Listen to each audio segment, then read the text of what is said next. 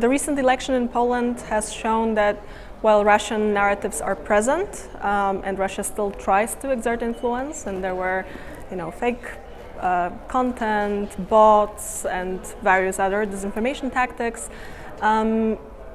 various organizations compared and analyzed the election afterwards, and they showed that actually the level of attempted foreign influence is more or less coherent over years.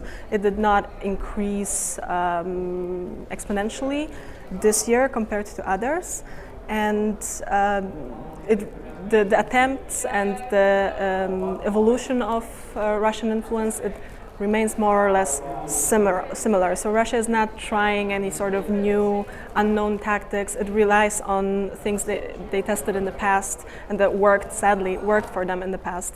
We're talking about operations like Operation Doppelganger, where they take existing media and copy the interface, but insert their own content, which is of course full of disinformation, false narratives, harmful narratives.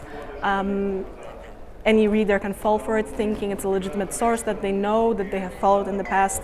Many such operations were conducted. So in this regard, we see similar attempts. The disinformation gets amplified within Poland on a domestic level. We've got our own actors, our own politicians, far-right parties that often amplify that kind of content and narratives on their own. So Russia is in a comfortable position where they don't actually have to do much because those narratives get amplified already on the Polish level, and that is a large threat that's difficult to target. We see more or less similar things as in the past, actually. We see anti-European Union narratives, so a lot of EU skepticism.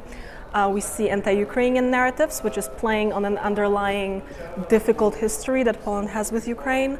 There's anti-LGBT narratives, anti-immigrant narratives. So the content repeats more or less across years.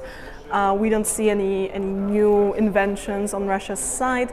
They are well aware that the best approach, the best for them, obviously, for their own success of their interference attempts, is to take something that's already polarizing in the Polish society, that's already a difficult topic for us, where people have various and very, very different opinions, and try to amplify this, try to play around those themes and increase the polarization that's already underlying naturally in Poland. I feel like it's necessary to strike the balance between covering the disinformation, covering the foreign interference attempts, and not amplifying them too much. If we put them in the spotlight and inform too much about them, we're also going to amplify them. But if we completely ignore them, they're going to keep brewing in society and spreading. So I feel like it's important to strike that balance, to call them out. And the role of independent media, the role of NGOs, it's absolutely crucial in this. Hopefully also on a state level, the state is proactive. Like in Poland, we issued the electoral umbrella. It was an election protection plan covering different measures to protect against disinformation and foreign influence. To a degree it was successful. It was definitely something new. It was the first time we issued something like this and implemented it. It's a good starting point, and I feel a good example for other states to learn from and to perhaps replicate. Thank you so much for this interview. Thank you.